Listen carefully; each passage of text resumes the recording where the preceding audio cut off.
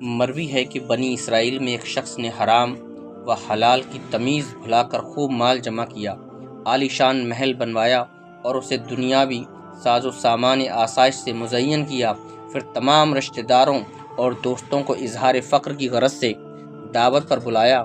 جب سب کھانے میں مشغول ہو گئے تو ایک تخت پر بڑے تکبر سے پاؤں پر پاؤں رکھ کر سوچنے لگا کہ اب تو اتنا مال جمع ہو گیا ہے کہ ساری زندگی بھی خرچ کرتا رہوں تو کافی ہوگا۔ اسی اثنا میں اس کے محل کے دروازے پر زور زور سے دستک ہوئی۔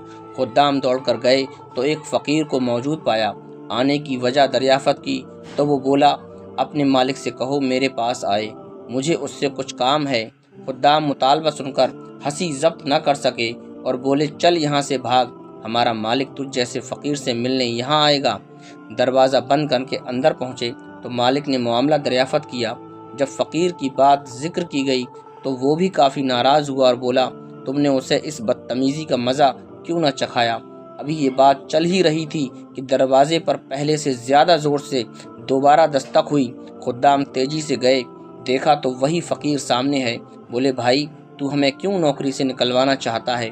فقیر بولا، اپنے مالک سے کہو میں ملک الموت ہوں اور اس کی روح قبض کرنے آیا ہوں۔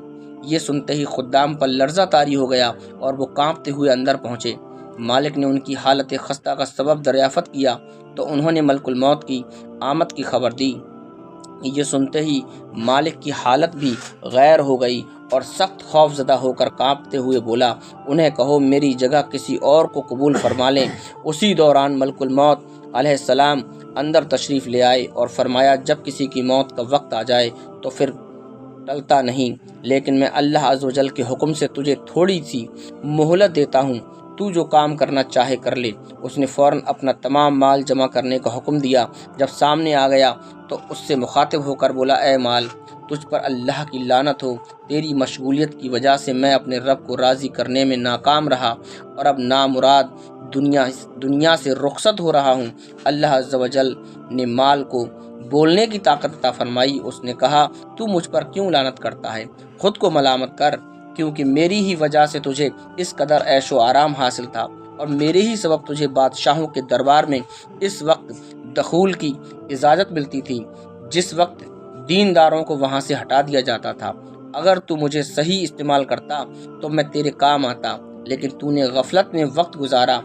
تو خود کو ملامت کر، مجھے برا نہ کہے۔ پھر اس شخص کی روح قبض کر لی گئی اور وہ بحسرت دنیا سے رخصت ہو گیا۔